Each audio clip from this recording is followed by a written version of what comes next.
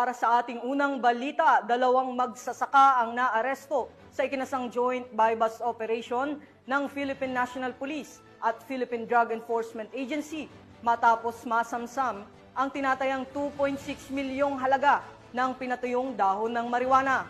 Alamin ang detalye ng report mula kay Patrolwoman Jesly Sabado.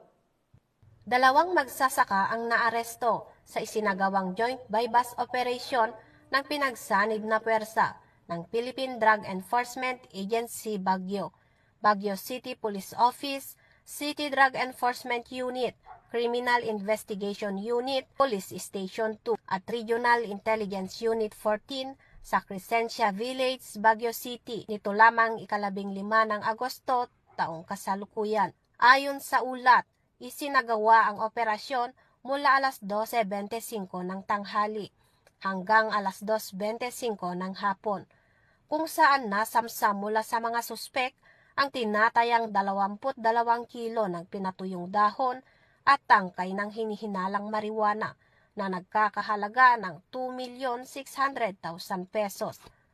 Bukod sa ilegal na droga, nakumpiska rin ang iba't ibang kagamitan, kabilang ang buy-bust money, bodle money, mga sako, cellular phone ng mga suspek at kanilang mga identification card. Ang operasyon ay isinagawa sa presensya ng mga opisyal na testigo na kinabibilangan ng isang barangay kagawad ng Crescencia Village, kinatawan ng National Prosecution Service at isang media representative.